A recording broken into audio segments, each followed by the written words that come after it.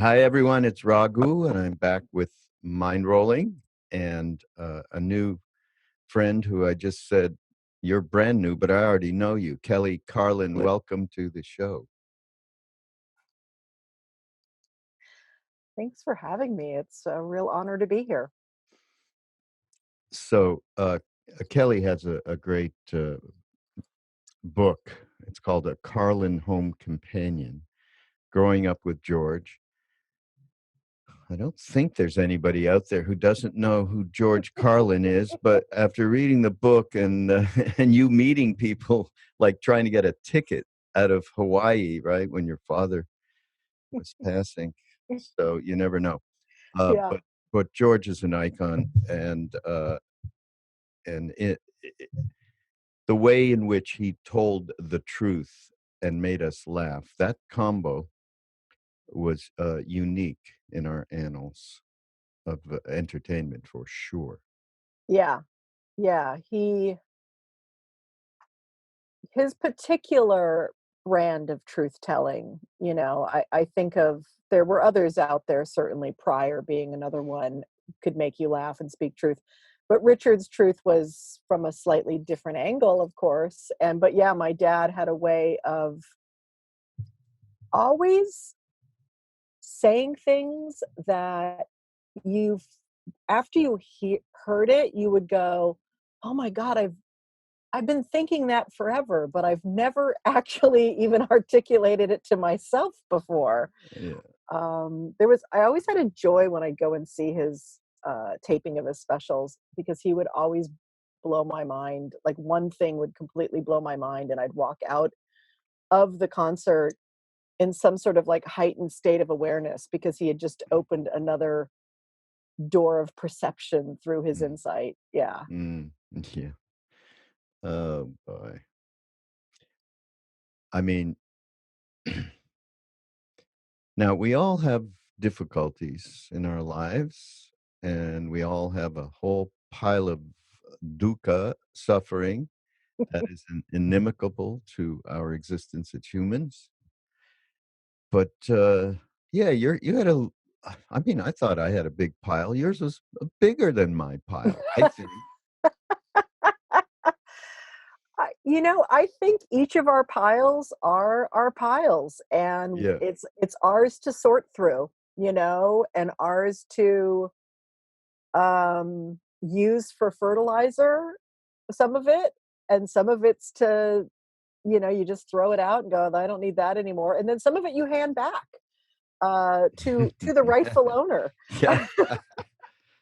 I and like uh, that. and and that of course it happened to me in some, well, it happened in gradations, but ultimately when both my parents died, I did some work around handing their piece back to them, Mm, kind of back to the mother line and the father line, like, this isn't mine, I don't know why I'm mm, carrying this around. mhm, uh yeah, I had others who were born in the early to mid 60s and had parents who jumped uh headfirst into the counterculture.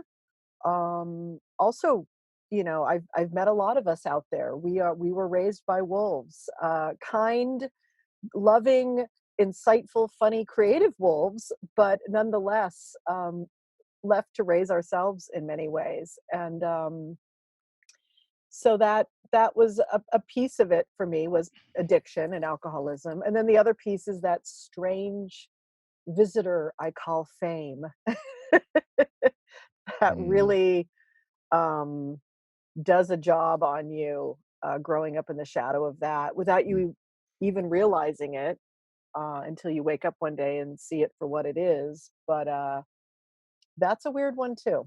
That's a weird Yeah. one too.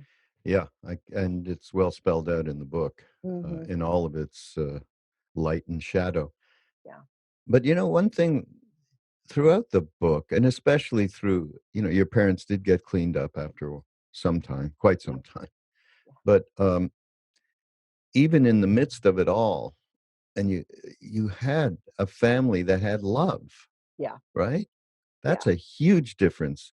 I mean, I would say I have a similar thing with in particular my father, who was very tyrannical, and it was a huge issue for me, and certainly created a large part of the story I tell myself on a day-to-day and act out still. But there was love, and I know other people where that's not the case, that there was so radical self-interest on the parents' side that that did not exist. And for you, talk about it, just in terms of the kind of unit you had with your mother and father was pretty Yeah, wild. yeah, I was lucky in that way that foundationally I knew I belonged somewhere, and I was an only child. And so from almost day one, I went on the road with my parents. My dad was a starving comedian, a starving artist, and my mom was part of the team. They were starving artist comrade in arms, and we were the Three Musketeers. My dad called us the Three Musketeers, and they put me in a little bassinet in the back seat of the Dodge Dart, and we went off to um, hell gigs, as they call them in the business, where my dad made, $7 a night, and sometimes there weren't even people in the audience Really? except my mom. $7? You're not exaggerating. I'm not exaggerating. Oh my God. And yeah, we were hungry for a long time, and so there was this sense of we were in it together. And even during the dark addiction alcoholism times, after there'd be a big blow up or something, and my dad would come bring us together to reconcile, and we would all do a big family hug, and he'd say, Mm, remember, we are the Three Musketeers, mm, all for one for all. And so there was a sense of connection, and that kept me afloat. And I felt in that basic way loved. And then, of course, certainly had to make my own struggle with learning to love myself, and all that kind of stuff. Why we get on the whole spiritual path initially, mm, um, and and had to also learn to feel the betrayal of the addiction and the alcoholism too. It's a mighty beast, those things. And when it comes ravaging through the living room or the family, it's a force of nature, addiction. And um and can leave you feeling cast out, exiled from something. mm. So yeah. I mean, I love how you have interesting karma, shall we say, because I mean, we all do, but yours to find what you found a little bit later, not that much later in life, in terms of dealing with yourself and finding the things that were the most important to you, and how they all, and how your family and that love kind of aligned with those newfound values. It seemed to me as I read the book. Uh, Now, one of the first things that caught my eye, so there's a number of things in the book that where you quote your father, and they're so they're right in the nexus of, yeah, right. That's what that is. So there's a few of these things that are just pretty wonderful. But um, you talk about your father dropping acid. Now, I don't know why that. I mean, you say in 1969. So then I go back. Okay, so that's around the time I was doing that, I guess. And I love what he said later, which was uh, LSD is a values changer. Yeah. Talk a little bit about how what you understood from his experience eventually, which was, I think, really contributed a lot towards the path that you eventually took. Yeah, the way he talked about it certainly was, he'd always he'd had some connection to growing up in the streets of New York, and a real sense of self in some ways, but he had bought into an identity, an idea of who he thought he wanted to be. And his initial dream was to be like Danny Kaye.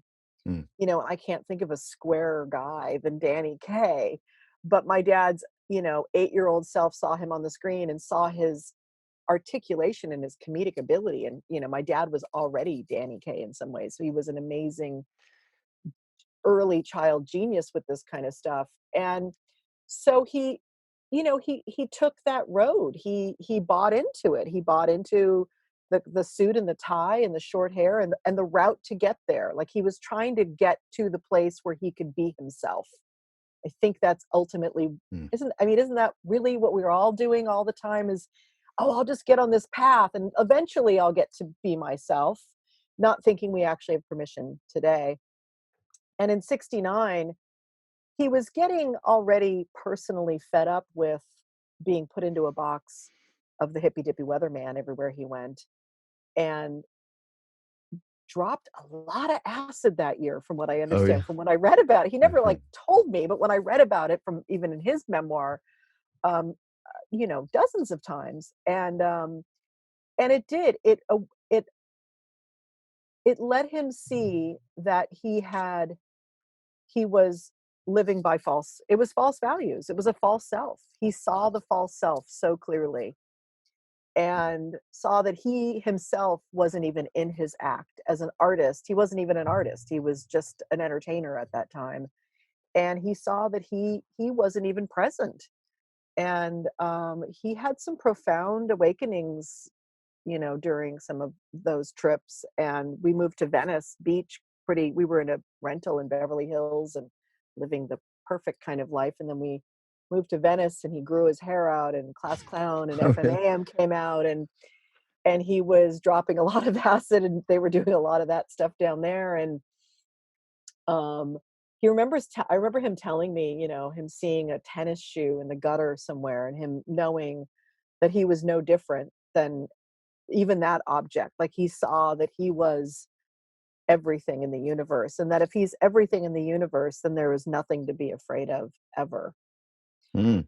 Wow. And yeah, and I've been talking a lot lately, and actually was talking today with some people about this idea of belonging, Mm. and that just by being a sentient being, or even the non-sentient beings around us and the objects around us, but just by being here, we belong. And I think that's what he was saying. And that that values changing thing. It's like a new lens comes up and now you're like, oh, now I see what's real. Mhm. Yeah. And gave him the courage to take that next step, to grow his hair out, to speak from his own self. And that's what his FMAM album was about, because the first side was AM, which was the version of him that he was, but he wanted to introduce his audience in a really beautiful way. It's such a profoundly conscious way he did this as an artist. And on Mm. the AM side was the hippy dippy weatherman and the Indian sergeant and all the bits he'd been doing on the Tonight Show and Sullivan and all of those TV shows that he was known for. And then on the FM side, he introduces himself to the audience with routines about his neighborhood and about language and stuff. And it just this clever, as always, beautiful personal introduction to this transformation this internal transformation he'd had. Mm. Well, at that time when that was happening, the FM part with him and the long hair and everything, and talk about belonging. So myself, I felt, okay, he's kindred. Okay. George is kindred. He was like family, just because he was just in the same way. Like for me, I got saved. I was a miserable teenager and getting terrorized, but I got saved by Bob Dylan. Mm. And Bob Dylan, just because, okay, he was expressing the angst, he was expressing the anxiety, he was expressing what was deep down in us. What in the hell are we doing here? This is nuts. Yeah. And George fits in that, right on, right Yeah. on, and talk about belonging, because that's what we didn't have. Uh, I think Duncan Trussell. I think good Yes. friend. Yeah. Yeah. Yeah. And so he and I have been talking about this a lot. We do podcasts together at different times. He comes to these retreats in Maui. And we've been talking about just this kind of the thing that binds us and takes us into a place where we're able to get spacious enough not to believe in these stories that we're telling ourselves. Yes. Yeah. Yeah. There has to be a bigger matrix, a bigger story than our narrower stories, our personal stories. And I think it's a process. I think you have to get awakened to that there is a story going on, like, oh, I'm living out a story and I'm telling myself the story over and over again, and it's limiting my potential, or it's creating anxiety and depression, or whatever it is. So that's like an important part of the process, is owning your story. And in order for me to write my memoir and do my solo show, I had to do that work. I had to own my story. And sometimes in owning our story, we have to, own our rage and own our pity and own our victimhood. Like, be able to say, fuck, man, fucked up shit happened to me. Yeah. But then at some point you have to go, and so now what? And I know for me, that's that searching, that meaning, like, what is the bigger meaning in it all? And how do I fit into this bigger meaning? And how do I belong in the bigger story? That's where the seeking mind, the curiosity, there's got to be more than just this family drama going on. Or there's got to be more than what's in my head that I Yeah, believe in, yeah, way more. yeah, exactly. Yeah. Yeah, yeah. And then doing the dance with all of that, which is God, no God, non-God, self, no self, Right. archetypes. I mean, then you just start walking through it all and trying to sort through all the concepts and the ideas, and hopefully get to have a few experiences that make you go, oh, okay, Yeah. I get it. Everybody has those. So everybody, and we just don't have a way in this culture to support those experiences. Yeah. We just, and in fact, you're thought to be crazy if you've had any, out of body experiences or anything like that. Yep. So, Or a sucker. You're a sucker. yeah, That's the other one. That's the yeah, atheist skeptic perspective, which yeah, is you're just a sucker falling for something, and you're just living in fantasy or something. yeah. But yeah. Sharon Salzberg, you know Sharon is Sharon Yeah. Yeah. I Salzberg. know Sharon. I've met Yes. her a few times. Oh yeah, she's wonderful, and Yeah. so we do a lot of stuff together. And we were talking. She was in a talk talking about love, and it was about Ram Dass, as you know, how much we're involved with him. I am, um, and have been since we don't even want to say. Uh, but it was about unconditional love. And she's just talking about, well, love, just forget anything, just love, that feeling, that emotion. Um, Now people will get after you and go, okay, like that's especially Buddhists. So they will say that's weak. Mm-hmm. Okay. Because you're living for them, it's of course you're living in subject object, and you got to cut through that, which is the whole thing of Zen, which I know that's very much part of your life at this point. Um, by the way, I love this thing that happened to me. Nothing to do with what we're talking about, but I'm thinking about it. Well, a little bit to do. But I did a podcast with Roshi Joan Halifax, who's Oh, a Zen abbot, right? I've been to Upaya. Oh Oh, my you God. have? Oh, Oh, okay. So you yes. know. And she's Yes. like, take no prisoners at all, ever, kind of attitude. And we were doing this thing. I asked her, because she's been so close to Ram Dass forever, and they're always joking back and forth about that self, no self, and soul, no, all of that. And it means nothing because there's so much love alive in the room when you're with them. It's extraordinary, actually. And so due to that, I've spent some time with her. And I said to her, yeah, you're close to Ram Dass, and you've seen, he talks about his guru all the time, Neem Karoli Baba Maharaji, our guru. So what do you think of him, being that your path is the path of Zen Buddhism? And she says, when I look in his eyes in the picture, I see emptiness. And she had been and done a thing with Ram Dass where he recalled himself that and said, I just looked in those eyes, it was empty of the little guy's self. Right. Is really what we're talking about. So we commiserated over that. That was a beautiful moment. And then she says, but this path is eventually you have to cut through the subject objects thingy. She didn't quite say it like that. And I said, Roshi, I know you probably had about 1 billion more lifetimes with me. I'm hanging on for dear life to that blanket on that Baba. Okay.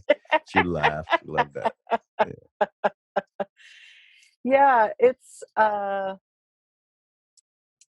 interesting because I've been having some experiences lately working with this dream tending work. I work with this gentleman, Stephen Eisenstadt, who started Pacifica Graduate Institute, and he's worked with, he was a student of Joseph Campbell's and James Hillman. It's all archetypal imaginal psychology. And in this work, when dream image comes in, figure or landscape, it's about being in relationship with it, and having autonomy and independence, and doing like what Jung used to call active imagination. So I'm doing this work for over a year now, and how I'm kind of putting it in the matrix of everything that I've already done. And it's interesting you brought up Ram Dass and his guru, because 20 years ago I would listen to Ram Dass's tapes and he would talk about his guru, and I would kind of be like, I don't know. I just don't know. I'm fascinated by it, but I don't understand it. I haven't had that experience. Yeah. And then the kind of the skeptic atheist part of me looks in and totally rolls my eyes, like magical thinking time going on.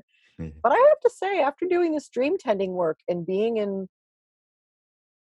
conscious relationship with figures, imaginal figures, both through dream tending and through shamanic journeying stuff, what I'm getting about it is that it is not subject object, actually, because you're not in the ego self when you're in relationship with these figures. You're in a matrix and you're just a witnessing participant in it. And ego must move out of the way for you actually to be in true relationship with it, to let them have autonomy and independence. I was actually thinking about Ram Dass last week, thinking oh, I think I get this now. Like not a full experience of it, but I'm like, I think I get that it's not Ram Dass's ego having a relationship with his guru. It's his soul having a relationship with his guru soul, or something. You can't put words to this stuff. Yeah. You just did a great job, Kelly. I don't care. I'm going to have this extracted out of here, and I'm going to type it, get somebody to show it to Ram Dass. Okay. Well, I'll see him in a week, so I'll show it to myself. And then let me know if I'm on the right path. You are. You are. Absolutely. Of course, it encompasses everything, including that part of us that is, shall we say, challenged. That's all there as well. Yeah. You know what I love, though? This is my favorite thing in the book. But not really, you say this about it, but it made me laugh so hard. Like your father was looking for blow, right? And where did he stash it? He stashed it in Be Here Now. He goes, oh, right, Ram Dass, Be Here Now. Is that real? I mean, come on. My memory of it is, I don't remember what book it was stashed in, but I remember Be Here Now was on our coffee table 24/7. And I remember as a kid looking at the book. And so when I couldn't remember, I used, a little dramatic, fun, theatrical license with that, with moments like that. Mm. But I thought it would be fun to put it in that book because why not? I mean, and Ram Dass was there. He was on our frickin' coffee table through all of it. Yeah. And another, I know somebody who's maybe, I don't know how well you knew him, but he appears, and he's somebody we love too, Gary Shandling. He was a dear friend of mine. Yeah. Yeah.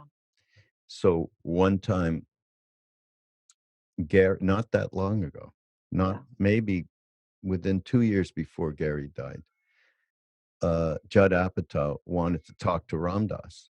So we arranged a Skype thing, and Judd, I think what happened is Gary called Judd. I think Judd told us this.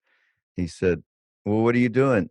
"Oh, well, I'm going to be doing a Skype with Ram Dass." He says, "And you didn't invite me? I want to come." So he came over.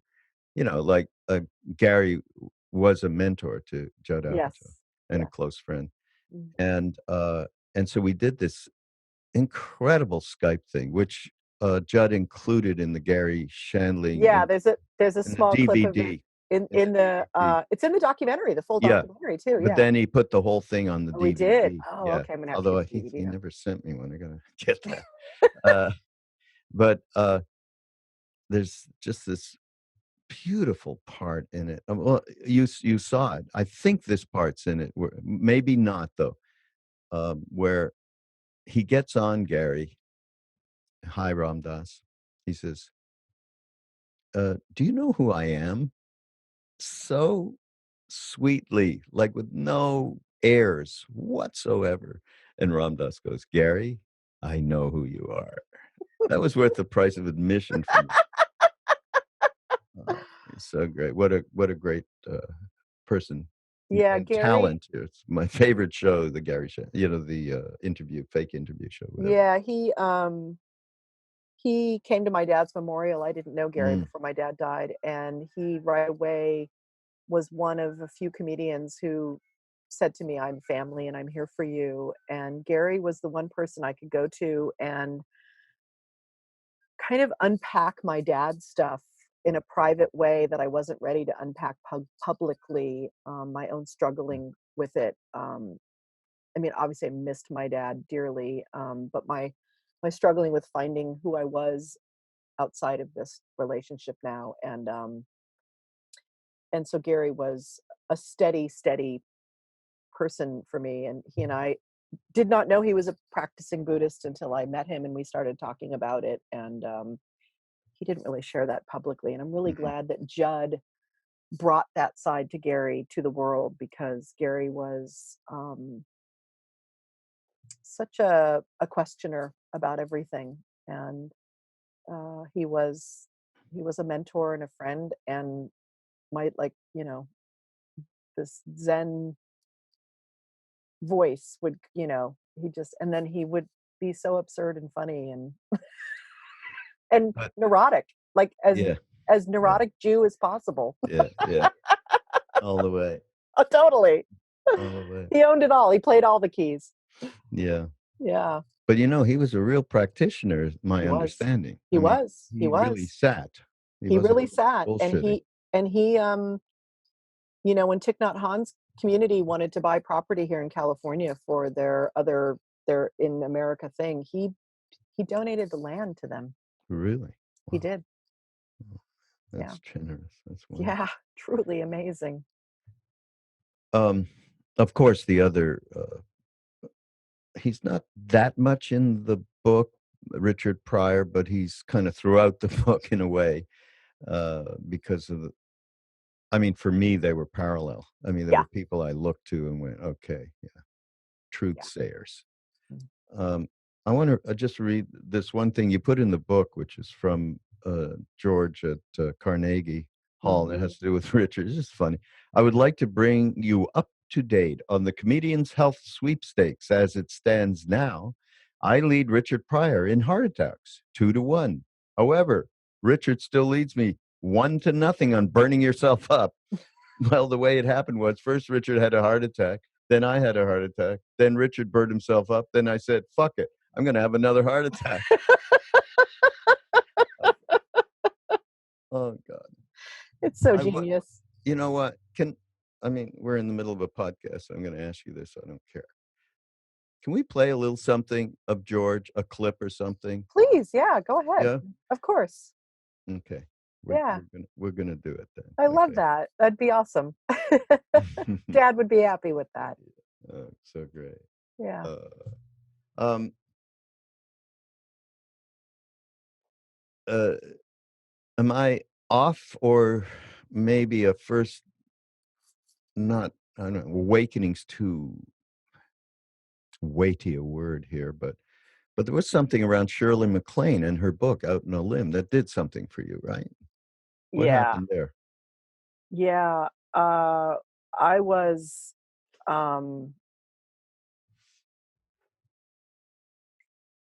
well, it's that thing where I was such a seeker. I was at my mom and I and my friend Teresa, we were at that Bodhi Tree bookstore in I LA. love that. That's the worst thing that happened in LA when that went away. Heartbreaking.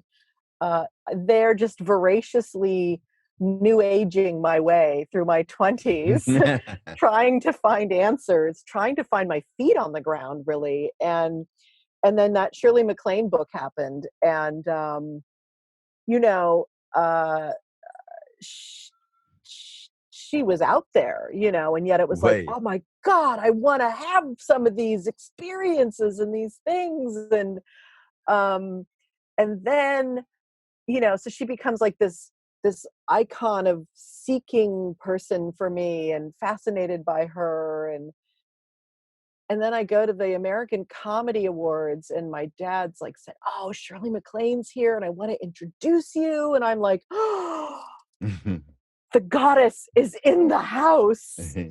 And we go over, and I don't realize that, those funny little glasses, and they had all these like little props on the tables at the American Comedy Awards, and one of them was those glasses with the nose and the fake mustache, and I've put them on my forehead like this, and I don't even know that they're on my forehead, and it was just one of those moments where I'm like, oh, Shirley, hello, hello, hello, and then I walk away and I realize I have these glasses on my forehead, and I think, oh, humility. Instantly. But yeah, she was that, she was one of those first people who got me interested in seeking. But it was that kind of seeking of like, oh, help me out of my hell. Please just bring me to the light.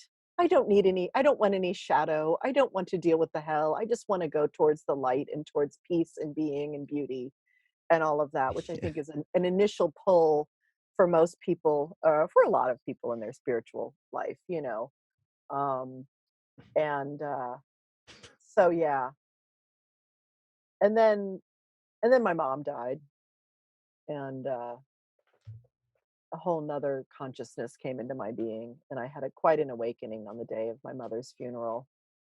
Talk about that. Yeah, it was. I'd always imagined when my mother died that I would lose my mind. I thought that I would absolutely, like, they'd have to drug me or put me in a room for a little while. And the whole week, but especially the day of my mother's memorial, I was so in my body like I had never been my entire life. I was so calm. I was so connected.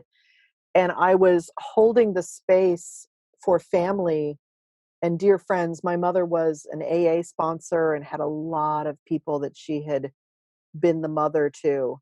And she was a healer, a natural healer, and a natural kind of shamanic energy without any training or anything. And I was suddenly holding the space for everyone and just felt an enormous amount of love and joy in my body Mm. that I still tell people that that day was one of the most beautiful days of my life.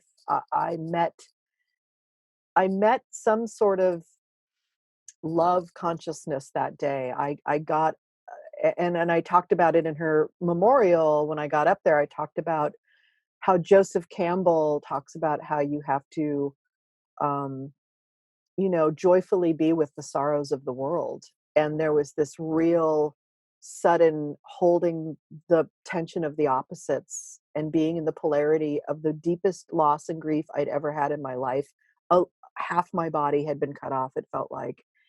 And yet here I was in an extreme state of unconditional love and grace.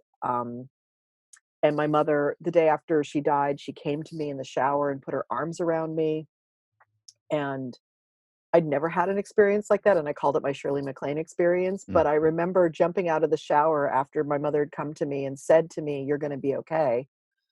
I was in my parents' house, and I threw some clothes on, and I ran across the house to tell my dad, and my dad says, "Fuck, man, cool shit like that never happens to me." He was so jealous that I'd had this experience, but Mm. and I didn't understand it. I understand it more now, but I just knew that I'd had this experience and I couldn't, it was real. It was as real as the chair I'm sitting on, my mother. So something happened to me that week around the loss. And I really do believe that loss, profound loss like that, can be such a gift of awakening because it can, you meet, you meet some sense of yourself that you've never met before. And I think it's a wider, bigger, more connected sense of self that's grounded in that bigger matrix we were talking about earlier. And that's when I really decided to start walking on a path. And I ended up going to a Thich Nhat Hanh retreat about 4 months later. Mm. Yeah. But so many people, of course, I mean, many of us, of course, our parents are going to die, and we come to that moment. But the way in which the moment expressed itself to you is very unique Mm, and speaks again to, as I mentioned, you have pretty interesting karma. It speaks to that. yeah. And that's another word, of course, it's another woohoo thing because it's not something we can understand with rational mind, but just the idea of all of the events, not from just this life. I mean, if you're a believer in karma and reincarnation, but from many lives, and certainly how we get developed in this life based on what family we landed with and what society and what political system, all of that kind of thing. So for you to um, realize the truth, this is how it sounds to me. You had a really deep realization of the truth of this is just a body. This is not who we are. And the thing I have with my mother is beyond these bodies that we had. And that thing embraces everyone if you open to it in the moment. And somehow you did. Yeah, somehow I did. And yeah, whatever this narrative I'm living out and these parents I got and this path I'm on and this, I mean, like, if it's, however we get here and whatever's the other, I don't logically know any of it, but um yeah, I saw beyond the veil. I was living for months that way, Mm, yeah. with beyond. It was a very liminal space I was in. It happened after my father died too, for a few months. A very liminal space where the other side was right, so tangible. The field, what's the way we kind of talk about it? That field opens up, that morphogenic field in some ways, where you can feel and see into it. And no matter how rational I want to be, or how reasonable or logical that perspective wants to come up and try to explain it away, I know what I experienced. I know what I lived into, and I know the truth that came into my every cell of my body. And uh, I can't deny that. I can't. I remember I was doing my solo show for an atheist convention. That My sounds funny. I don't. It is funny. My director, Paul Provenza, is friends with a lot of the atheists and Dawkins and all those people, and he's in that world. And Paul's a great guy, and he's a very open-minded man. It's a lot of experiences. But he's friends with those people, and he booked my show there. And of course, I always make fun of the atheists because they worship my father. As they worship Richard Dawkins, I always try to let them know, we are worshiping beings at the bottom line, we're hardwired for it, baby. So, but I was really, really worried when I took the show because I was going to talk about some of these things, this experience with my mother and a couple of other things that had happened in my life. And I was very worried that they were just going to shut down and put me in a box like I think they like to do.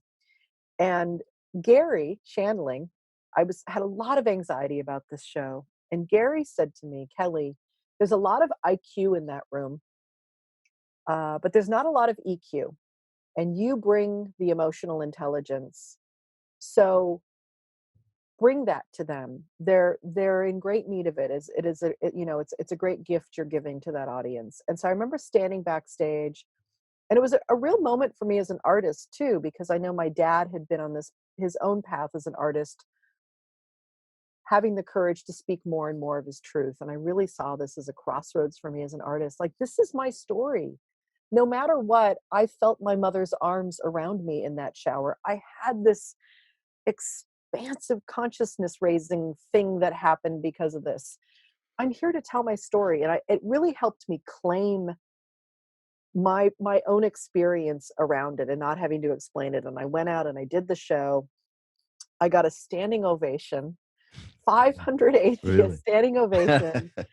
And then afterwards, I always go out to greet people. And I had grown men sobbing in my arms. Yeah. And so, I just brought, I brought my truth and was not afraid of it. And, I'm always in a lot of humility around it because I don't even want to pretend that I really understand any of this stuff. And yet I can only know what I know and treat it with respect. So I think George's installation of commitment to truth in your family has a lot to do with this, I think, because that's the toughest thing of all, telling the truth. Yeah, and it's been my unpacking these last 10 years since he was gone to find that for myself. And part of it was telling my story finally. You've read my book, my dad's resistance to me being more public with my story because of his own angst, his own personal angst around the drug addiction and how he felt so guilty and so bad for whatever damage or woundedness that did to me. And he had such a resistance to me telling my story. And yet there's a part of the book where, I'm going to do a solo show. And he says, I can't be there. And we go to my therapist's office and he says, I'm an artist and you're an artist, and I'd never tell you what to say or not to say. And so this last 10 years has been me giving myself more and more permission to not only live into my truth, but to be public with it and to talk about it and to come out of the closet over and over and over again about my personal pain and my personal story. But beyond that, it's not really about that. It's about the reality I'm experiencing and seeing and the conversation I want to be having with life with a capital L. And so, I've, if there's any shoes that I want to stand in my father's shoes, it's that willingness to disappoint people with truth in service of their enlightenment, but having no agenda to it at the same time. Like, it's not my job to have an agenda around that. But my dad would bring a truth in his comedy where you would be like, he'd pop your balloon of false belief or the dreaming of the American dream or whatever that was. He would constantly pop these balloons and you'd be disappointed in the moment, like, oh, and then but then you'd feel the truth of it. And then you'd be freed by the truth of it. So there's something about that I absolutely feel I was born into this family for. Yeah, absolutely. Absolutely. There's a There's a wonderful thing in the book, actually. It's when your father took you on a helicopter ride Mm. in Hawaii around the Mhm. volcano, and right through the center of it. And you said its energy was like nothing I'd ever encountered, a raw, unflinching creation happening right before my eyes. My body and mind felt entered by a force beyond anything I had ever imagined. I knew I was looking at the ultimate unknown slash known otherness of life itself, otherwise known as the big mystery. As the pilot made another pass, I looked over at my dad and saw that he was holding a small picture of my mom, and your mother had died uh, not that long before, angled so that she could see Pele as well, which is so sweet. In that moment, I knew that human love, raw, aching, cut you in half human love, was part of the same creation that was inside the volcano, that both these forces were equal in their ability to build something up and to cut us in two. And then just a bursting of love. That's a great analogy, though. I have to say, I love that little part in the book because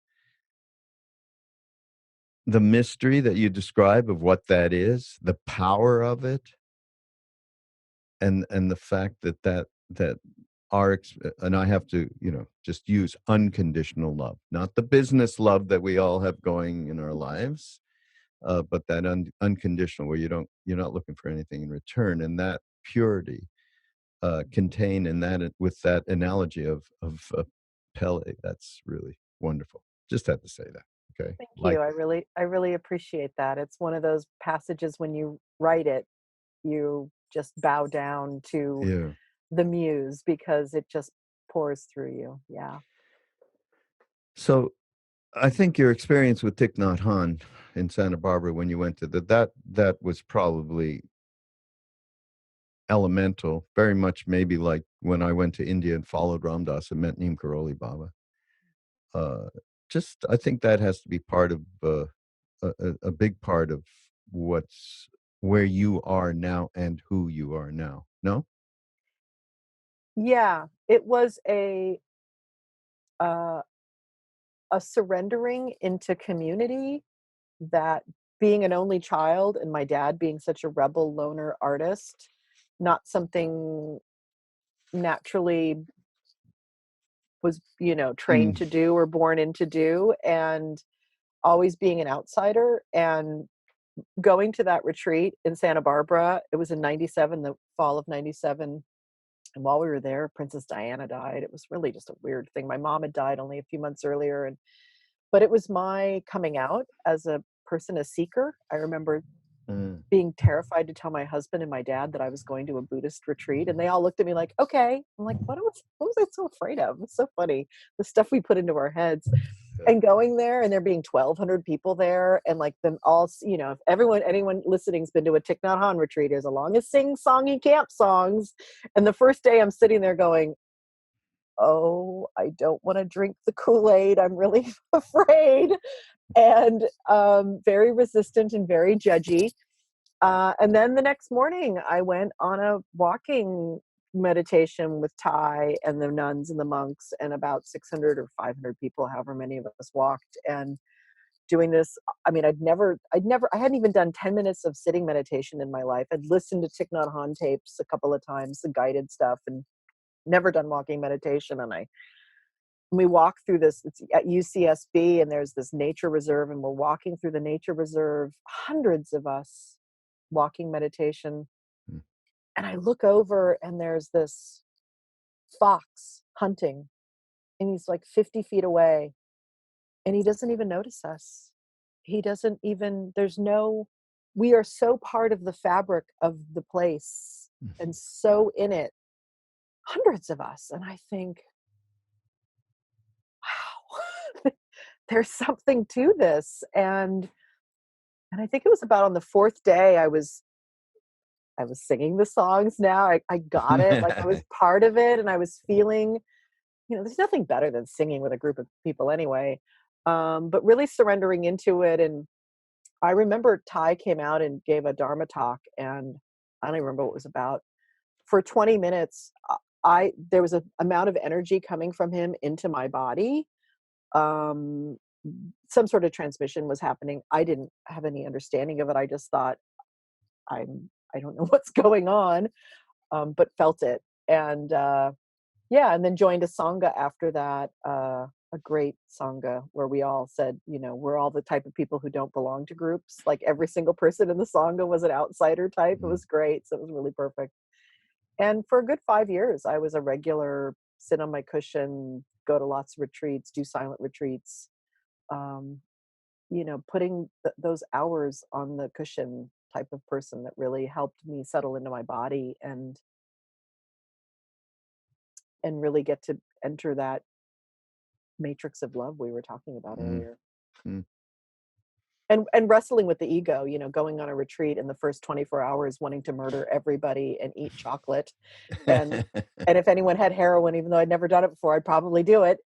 And then 36 hours in, something cracks open and your heart goes bam, and suddenly you're in love with everything and everyone.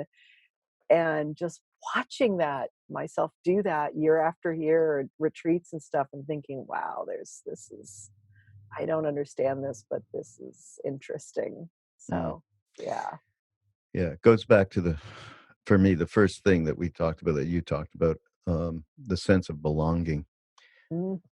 The Sangha, satsang, as the Hindus call it, this is like the core thing I've been experiencing for these last number of years, as we do retreats. We do them here at Ojai, actually, where I am now. And we do them in Maui, and now they're going to spread around the country, we hope. And we do them in India, these pilgrimages to the foothills of the Himalayas, where we were with Neem Karoli Baba, Ram Dass, me, Krishnadas, and others. And the same thing, I mean, they're very different in some ways, different teachers, different themes, whatever, but the same thing happens in each one of these. And that is people feeling completely belonging to each other. And I like that. I wouldn't have said that way. I would have said a common heart opens up so that everyone can dwell in that heart free and easy and leave their baggage at the door. But that belonging, because it gives a sense of deep connection in a family way. And that's really what, and to me, it's the most, and as the Buddha said, when they asked him about taking refuge in the Buddha, the Dharma, and the Sangha, which is the most important in me? Of course, Sangha. And for anybody who is, this is all, by the way, I have been saying the same shit here forever, but certainly our paths are so much more lightened by our ability to be with each other and know that we are not alone. And these problems of day to day that we have, mostly to do with our minds, certainly circumstances, financial and otherwise, play a major role. That's how we're all in the same boat, and that's how we help each other, is through this community. So yeah, very, very important. Yeah. Yeah. Yeah, absolutely. I've just started reading Malidoma Some's work. Do you know him? Yeah. Yeah, and just reading about his second book, which is about healing, ritual, and community, and just this essentialness of village and community, and how different it is being raised in the Western world in a nuclear family, and certainly if you were born in the 60s or the 70s, there's no church, there's no nothing, there's no connection. And now we have this thing called social media, which is a promise of community in some ways, and there is connection in it in some ways. I really find Psyche to be fascinating, how Psyche's created this new conversation we're having, and yet there's nothing like being in community, in retreat presence with other bodies, that you can't get in social media. You just can't get it. But are searching for connection through this technology, and yet here we are using this technology today to connect and have this conversation. So what a blessing that is. Yeah. It's the light and the dark are in this big time, huh? Big time, big Yeah. time. But I'll tell you, we did an online course just now called Alchemy of Love, Ram Dass meditation through our Love Server Member Foundation. And maybe there was like 11,000 people who took this thing. Yeah. But they created, our people created a Facebook group so people could, because we want to dialogue with each other. And there was half the people, maybe not quite, but I don't know, 4,000 or 5,000 people certainly were on that. And I just saw some of the exchanges between people. It fulfilled some of what we're talking about. That's for sure. It does. It can absolutely done. It can. I agree. So we're kind of at the end of our hour here. Mm-hmm. It's like, Dove Soap is saying we can't talk anymore. I don't know. Whoever said that is so stupid. And Kelly, Kelly, you have a podcast, I know. That's still. Yeah, it's been on pause. I'm going to start in the new year again. It's called Waking from the American Dream. There's over 140 episodes up. I started it in 2010, I think I started it. I can't even remember. 2011, a couple of years after my dad died. And it's from a line my dad had said about, something about, it's called The American Dream because you have to be asleep to believe in it. And okay, so all right, our guy's doing show notes for this. There you go. There's the title. There's one you can play. And so I was so inspired by that line that I wanted to talk about waking up in all forms. So part of it's about America, but it's really waking up in all forms. Right. So I have a podcast, and I have a Sirius XM show, the Kelly Carlin show, that I interview comedians on, which lately we've been drilling down very deep. And I just did a half hour or an hour with Jeff Foxworthy. Oh, really? Who on paper, we probably have very little to talk about, and yet we had a profound conversation. So. It's amazing that we can find commonality somewhere in any situation. I say 85% of even the person on the most extreme political pole of you'll 85% we have in common because we're just humans. Yeah. 85. So, that other 15 has become a bit of a problem, but it's okay. It's a little problem, but So kellycarlin.com. Yeah, kellycarlin.com. You can find all my stuff there, my women's coaching stuff and blah blah blah blah blah blah. Yeah. Okay, great. And I'm on Twitter. Find me on Twitter. I just left Facebook. I'm done with Instagram. Facebook. You got to get on Instagram. And I'm on Instagram too. So come find me. Just one more thing from George. That's from the book that is so great. It's from his show, The Planet is Fine. Right? Mm-hmm. The planet is fine. The people are fucked. The planet's been through a lot worse than us. Been through all kinds of things worse than us. Been through earthquakes, volcanoes, plate tectonics, continental drift, solar flares, sunspots, magnetic storms, the magnetic reversal of the poles, hundreds of thousands of years of bombardment by comets and asteroids and meteors, worldwide floods, tidal waves, worldwide fires, erosion, cosmic rays, recurring ice ages. And we think some plastic bags and some aluminum cans are going to make a difference? The planet isn't going anywhere. And we are. Yeah. Only he could have said. Of course, we'll get flack back about.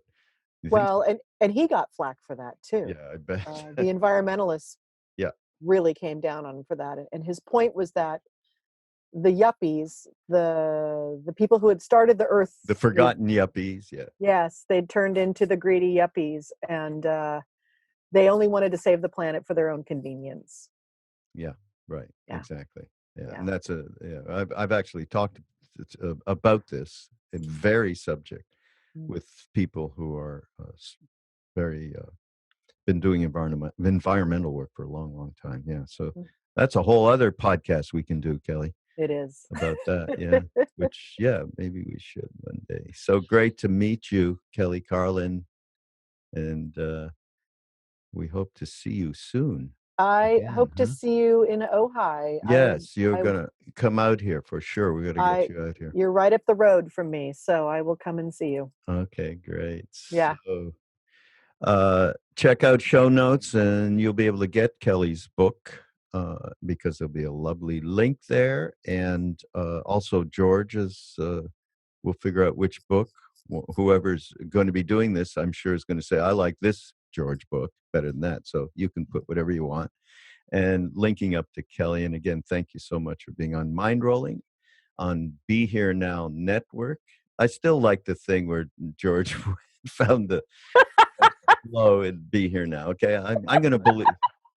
We shouldn't have even said that. It's true. It's true. Of course it's true. Exactly. We'll see you next week on BeHereNowNetwork.com on Mindrolling. Bye-bye.